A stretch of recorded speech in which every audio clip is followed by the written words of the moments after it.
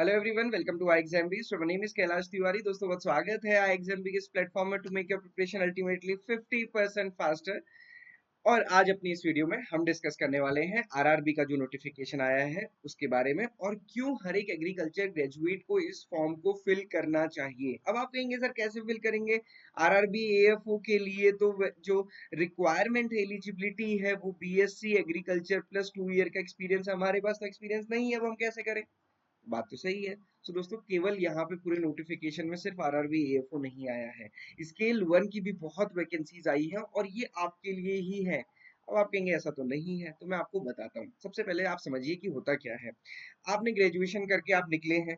आप ग्रेजुएशन करके निकले, आपने देखा कि यार एक टारगेट है हमारे पास, आईबीपीएस एएफओ गवर्नमेंट जॉब है, सिक्योर जॉब है, सैलरी बहुत अच्छी है, तो उसकी प्रिपरेशन करते हैं। और आपने प्रिपरेशन करना शुरू किया और आपने कहीं कोचिंग में एडमिशन लिया होगा, आपने किसी टीचर से गाइडेंस ली होगी, आपने अपने सीनियर से गाइडेंस ली होगी और आपने अपने माइंड में बिल्कुल क्लियर बनाया।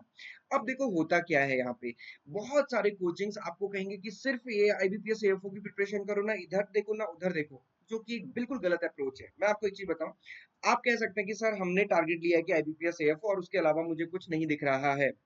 जैसे अर्जुन ने मछली की आग का टारगेट लिया था, तो दोस्तों उसके पास मछली की आग का टारगेट था। आपके पास क्या टारगेट है? आपके पास गवर्नमेंट जॉब का टारगेट है ना। आप कोई बड़े सपने लेके तो आईबीपीएस एएफओ की प्रिपरेशन नहीं कर रहे हैं, या फिर आप उस टाइप से नहीं सोच रहे हैं। आपको एक गवर्नमेंट जॉब चाहिए, और गवर्नमेंट जॉब बैंक में सिर्फ एएफओ की नहीं आती है, क्लर्क की भी आती है, ऑफिसर की भी आती है, एएफओ की भी, और भी बहुत सारी वैकेंसीज आती हैं। तो ये चीज समझना। आप अगर आईएएस की प्रिपरेशन कर रहे हो तो मुझे समझ आता है कि आईएएस ही बनना, आईपीएस भी नहीं बनना, बट ये तो आईबीपीएस की है। ठीक है, आप एग्रीकल्चर से तो एएफओ है। अब होता क्या है, कोचिंग वाले आपको कहते हैं कि देखो ना इधर देखना ना उधर देखना। क्यों नहीं देखना? क्योंकि वो तो एएफओ पढ़ा रहे हैं, तो वो तो चाहते हैं ना आप उनसे ही बधे रहें। और दूसरी बात क्या है, एक चीज समझिए इस बात को, बहुत इंपॉर्टेंट है ये बात। आपके साथ सपने सिर्फ आपके नहीं है, आपसे एसोसिएटेड जितने लोग हैं उनके भी हैं, आपकी फैमिली के खासकर। और सबसे बड़ी बात, जब आप पूरी प्रिपरेशन करते हैं ना, इसमें आपका एक लंबा टाइम जाता है और उस टाइम की अपॉर्चुनिटी कॉस्ट होती है।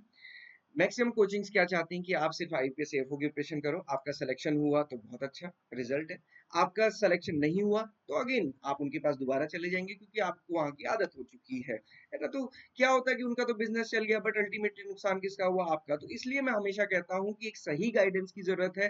देखो मैंने ऑलरेडी एएफओ में वर्किंग किया है, तो मुझे पता है कि ऐसी भी कोई जॉब नहीं है आईएएस की कि उसके बाद आपको कोई दूसरी जॉब करने का मन ही नहीं करेगा। तो इस बात को थोड़ा सा समझिए। बिल्कुल आंखों पे पट्टी बांध के आईबीपीएस एएफओ के देखते हुए नहीं चलना है, इसको भी देखना है। क्यों अब देखना है इसको? इसको थोड़ा सा हम डिस्कस करते हैं। और सबसे बड़ी बात है कि अगर आप क्वांट्स रीजनिंग इंग्लिश अपनी अच्छी करते हैं ना, तो यहाँ पे ये एग्जाम अगर आपका क्लियर होता है तो आप 100% मानिए कि आपका आईबीपीएस एएफओ इजीली क्लियर होगा। और बहुत सारे बच्चों का आईबीपीएस एएफओ प्रीलिम्स भी क्लियर नहीं होगा, इस बात को भी मान लीजिए, क्योंकि वो भी एक सिलेक्शन क्राइटेरिया है। अभी नहीं लग रहा होगा, बट जब प्रीलिम्स का एग्जाम देंगे तब जरूर लगेगा। प्रीलिम्स का एग्जाम देने के बाद मेंस के रिजल्ट तक आप रोज परेशान रहेंगे, रोज मुझसे यही सारी बातें करेंगे, तो इस बात को अभी समझ लीजिए।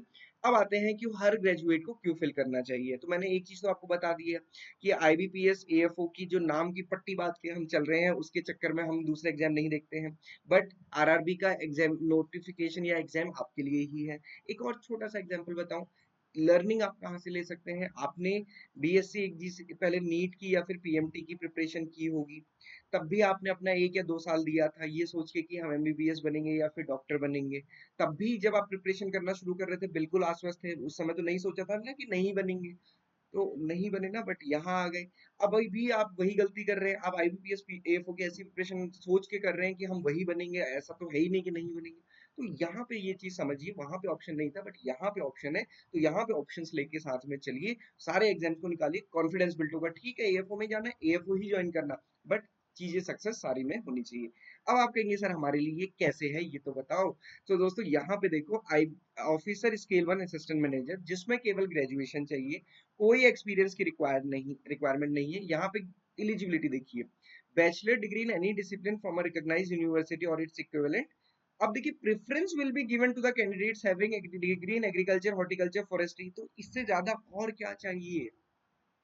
समझ रहे हैं? Agriculture, horticulture, forest, animal husbandry, veterinary सबको यहाँ पे प्रेफरेंस दी जा रही है।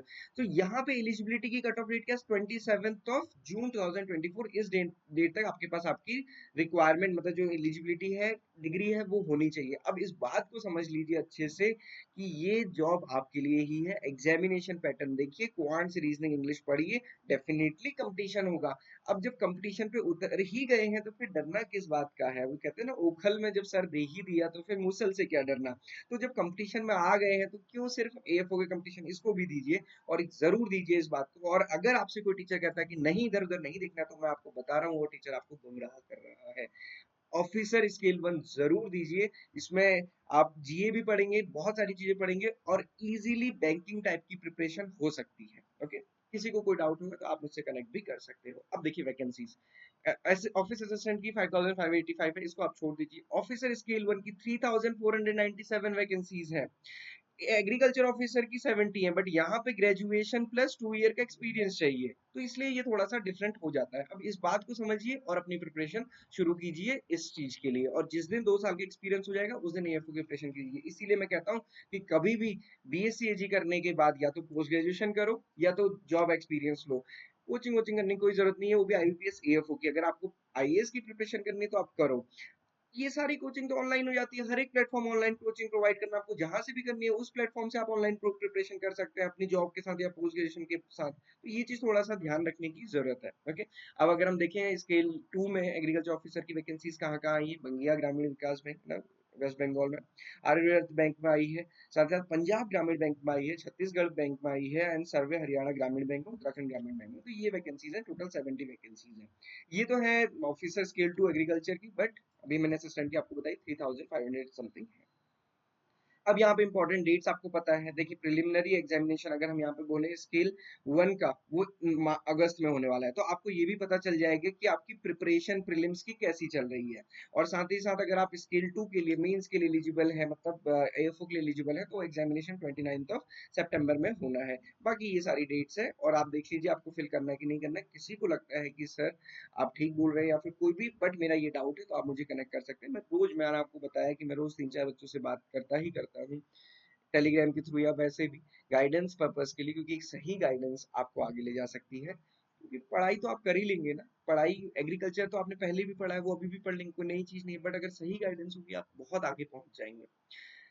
सिमिलरली एज की अगर आप देखेंगे, ऑफिसर्स में 18 टू 30 ईयर्स है, तो आप एलिजिबल हैं, जैसे एएफओ में है। एएफओ आरआरबी एएफओ की अगर आप बात करेंगे तो इसमें 21 से लेकर 32 ईयर्स है, क्योंकि 2 ईयर का एक्सपीरियंस यहाँ पे, तो ये एज के लिए है।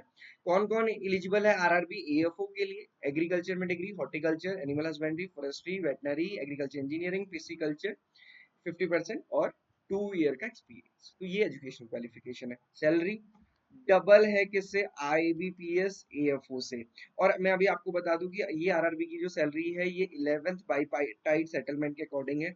12th बाइपार्टाइट सेटलमेंट अभी यहाँ पे नहीं दिख रहा है। जून या जुलाई से वो शुरू होगा और मैं आपको बताऊंगा अभी स्टूडेंट से पूछ के कि उनका क्या चल रहा है, जून से सैलरी नहीं आई कि नहीं आई। तो ये देखिए, तो पुरानी सैलरी है, तो नई सैलरी आप समझ सकते हैं कि 15-20,000 इसमें इंक्रीज होता है। तो अगेन आईबीपीएस आरआरबी एफओ की सैलरी नियरली 1 लाख हो जाती है ग्रॉस। हम कह सकते हैं कि यहाँ पे थोड़े से अलाउंसेस कम हैं जो पब्लिक सेक्टर बैंक में ज्यादा होते हैं, बट यहाँ पे थोड़े से कम है। बट ठीक है, हर एक जॉब में कुछ ऊपर या कुछ नीचे होगा। यहाँ पे सबसे बड़ा बेनिफिट है कि आपकी पोस्टिंग हमेशा आपके स्टेट में ही रहने वाली है। आपका स्टेट तभी जो आपके स्टेट में वैकेंसी, अगर आपके स्टेट में वैकेंसी नहीं है तो आप दूसरे स्टेट में जाएंगे, वहीं रह जाएंगे, तो आपके लिए नेगेटिव हो सकता है फिर से। बट ये है कि एक ही स्टेट में आप रहेंगे हमेशा। जबकि पीएसबी में क्या है, आज आप उत्तराखंड में है, कल आप तेलंगाना में है, आंध्र प्रदेश में है, यूपी में है, तमिलनाडु में है। मेरे साथ वाले ऐसे ही स्कैटर्ड हैं, तो मैं आपको बता पा रहा हूँ। एप्लीकेशन फीस वही जो सारे आईबीपीएस फॉर्म्स की रहती है, वही यहाँ पे भी है। अब हम आरआरबीएफओ का फॉर्म एग्जाम का पैटर्न देख लेते हैं। जिसको चाहिए कि मैं आरआरबी पीओ की भी बात करूं एग्रीकल्चर स्टूडेंट्स के लिए, मुझे कमेंट में बताइएगा, मैं सेपरेट वीडियो बनाऊंगा स्ट्रेटेजी की। यहाँ पे हम आरआरबीएफओ को फोकस करेंगे। सब्जेक्ट्स 6 सब्जेक्ट्स हैं, इन दोनों में से कोई भी एक आपको चूज करना है। Professional knowledge 40, reasoning 40, financial awareness ये एक डिफरेंट सब्जेक्ट होता है जो आपको पढ़ना है। ये तो एग्रीकल्चर है प्रोफेशनल नॉलेज। और यहाँ पे कंप्यूटर नॉलेज और यहाँ पे हम कह सकते हैं कि जीए की जगह ना फाइनेंशियल अवेयरनेस का में ही इंक्लूडेड रहता है, तो ये बैंकिंग से रिलेटेड आपको नॉलेज रखनी है और ये फाइनल रहता है। इसके बाद फिर इंटरव्यू और इन दोनों के मार्क्स मिला के फाइनल सिलेक्शन होता है। सो क्वांट्स, रीजनिंग, इंग्लिश तो आप वहां भी पढ़ रहे हैं, तो डरने की क्या बात है। डर के आगे तो जीत होती है, तो जीतेंगे तभी जब डर से आगे निकलेंगे। कट ऑफ देख लीजिए आरआरबी एएफओ की। आपने लास्ट ईयर देखेंगे प्रोफेशनल नॉलेज में 40 में से कितनी कट ऑफ गई थी, 4.75, 1.75 कैटेगरी में। ओवरऑल अगर आप देखेंगे जो कट ऑफ थी इसकी इंटरव्यू के लिए, वो जनरल की कितनी थी, 26.88। अगेन कट ऑफ बहुत हाई नहीं जाती, कट ऑफ बहुत कम जाती है। कम इसीलिए जाती है कि बच्चे बहुत कम होते हैं, क्योंकि वर्क एक्सपीरियंस के बाद इतनी प्रिपरेशन और इतनी पढ़ाई करने बहुत कम बच्चे होते हैं। इसीलिए मैं कहता हूँ कि अगर आप आईबीपीएस एएफओ की भी प्रिपरेशन कर रहे हैं ना, आपने बीएससी एजी कर लिया, कुछ जॉब कीजिए साथ में या फिर कोई एक्सपीरियंस ले लीजिए। बट अब इसमें आप बोलेंगे सर सेल्स में बहुत डिफिकल्ट होता है, ऐसा होता है वैसा होता है, बहुत सारे ऑप्शन है, सेल्स ही ऑप्शन नहीं है।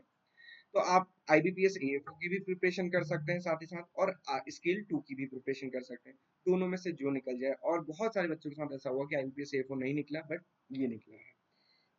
तो इस बात को समझिए, सोचिए, थोड़ा सा इस पे गौर कीजिए। प्रीवियस ईयर पेपर आपको हमारी वेबसाइट पे मिल जाएगा, कोर्स हमारी वेबसाइट पे मिल जाएगा, जो बिल्कुल मिनिमम प्राइस पे आपको मिलेगा। 42% ऑफ भी अभी चल रहा है, आप इसको लीजिए, अभी से प्रिपरेशन करना शुरू कीजिए। हमारा कंटेंट बाकियों से अलग है, मैं आपको हजार बार बता चुका हूँ। यहाँ पे आपको short to the point videos, PDF और क्वेश्चन मिलेंगे, हर एक टॉपिक के क्वेश्चंस मिलेंगे, मॉक टेस्ट मिलेंगे बहुत सारे, और उसके साथ साथ लाइव क्लासेस। बाकी जगह क्या होगा, लाइव क्लासेस उसकी रिकॉर्डिंग और उसका पीडीएफ, बट यहाँ पे बिल्कुल डिफरेंट है। लाइव क्लास अगर आप अटेंड नहीं कर पाते तो हर एक वीडियो 15-15 मिनट, हर एक टॉपिक 15-15 मिनट्स हमने कवर किया, ताकि एग्जाम के टाइम पे आप इजीली पढ़ सको। एग्जाम के टाइम में कोई लाइव क्लास रिकॉर्डिंग नहीं देख पाता है, भले ही आप अभी कितनी भी लाइव क्लासेस कर रहे हो। ये चीज हमेशा ध्यान रखिए। This is all for today. किसी का कोई भी डाउट क्वेरी क्वेश्चन होगा जरूर पूछेगा। स्टार्टिंग में मैंने जो बातें बोली हैं उनको एक बार फिर से सोचिए और समझिए, और फिर एक्ट कीजिए। आपकी लाइफ है, आपका टाइम है, आपको डिसीजन लेना है। Thank you for watching this video and have a very great day.